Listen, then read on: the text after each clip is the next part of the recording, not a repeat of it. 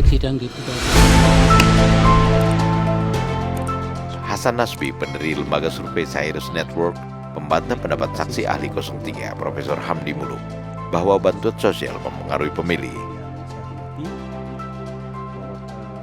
Pada sidang sebelumnya, Profesor Hamdi Muluk yang dihadirkan kubu 03 mengatakan sejumlah penelitian di dunia terkait bansos menemukan kesimpulan bahwa bansos dapat mempengaruhi 29% pemilih. Hasan Nasbi dihadirkan sebagai saksi ahli tim hukum 02. Pada sidang selanjutnya membantah pendapat Hamdi Muluk tersebut. Menurut Hasan Nasbi, justru bantuan sosial atau bansos sama sekali tidak berpengaruh terhadap pemilih. Hasan mendasarkan pendapatnya pada 3 data riset, yakni Litbang Kompas, riset dari Hamdi Muluk sendiri, dan riset dari indikator politik. 2 hari yang lalu di mahkamah ini berdiri guru saya menjadi saksi ahli. Menjadi saksi ahli, beliau dari Laboratorium Psikologi Politik Universitas Indonesia memaparkan sebuah hasil kajian yang menyatakan bahwa bantuan sosial mempengaruhi pemilih dengan berbagai data yang beliau dapatkan. Mungkin bisa next slide. Jadi izinkan saya untuk membuktikan sebaliknya dari data tersebut. Saya ingin menggunakan 3 buah hasil riset untuk membuktikan sebaliknya. Data riset pertama saya akan pakai data riset yang digunakan oleh Profesor Hamdi Muluk itu sendiri. Data riset kedua yang akan saya pakai adalah nanti hasil exit poll dari Litbang Kompas. Dan riset ketiga adalah hasil survei dari Indikator Politik Indonesia. Menyimak keterangan dari Profesor Hamdi Muluk waktu itu, beliau menggunakan analisis terhadap 10 hasil riset yang beliau temukan yang levelnya itu adalah level Scopus. Dari hasil riset tersebut, beliau mendapatkan rata-rata hasil koefisien korelasi. Jadi korelasi hubungan antara bantuan sosial dengan keterpilihan kandidat petahana itu angka korelasinya 0,29.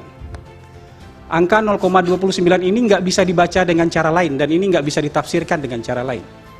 Bahwa hubungannya rendah, sangat rendah dan mendekati 0.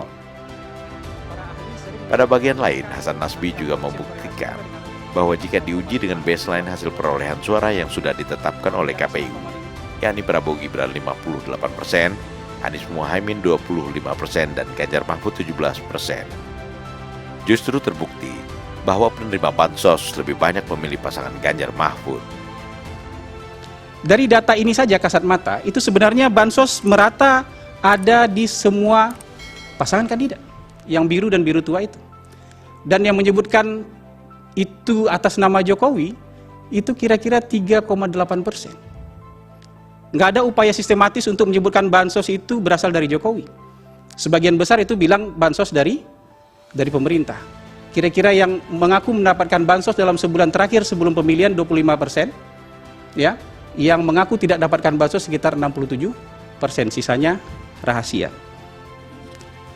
Sayangnya, ada sayangnya sedikit, Kompas tidak mau memberikan data lengkap berapa hasil exit poll Anies, berapa hasil exit poll Prabowo, berapa hasil exit poll Ganjar Mahfud. Yang kita tahu dari rilis Kompas adalah hasil exit poll Prabowo Gibran 57,1. Dan dari sana saya punya kesimpulan hasil exit pollnya tidak jauh berbeda dengan hasil KPU. Hasil quick count maupun hasil KPU.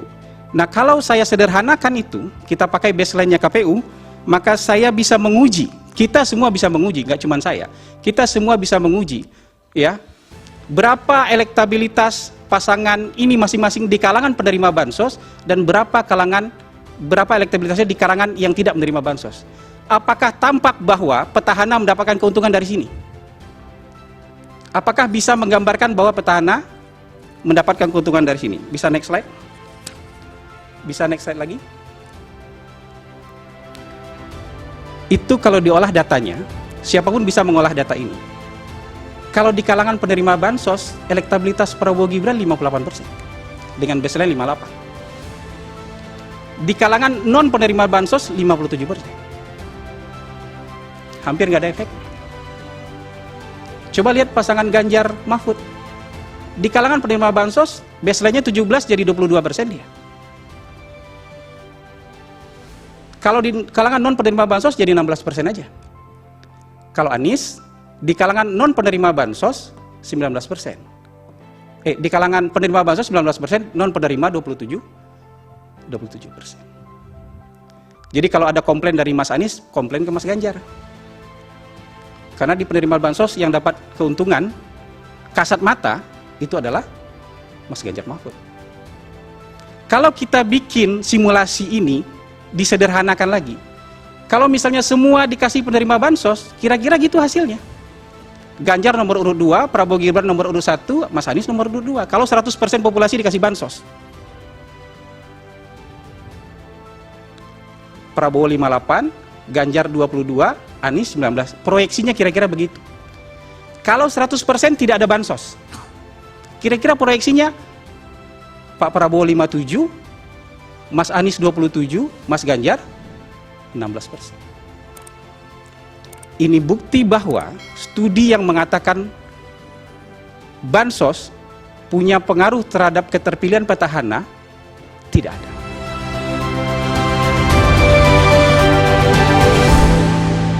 Prabowo Gibran, Man of Our Time.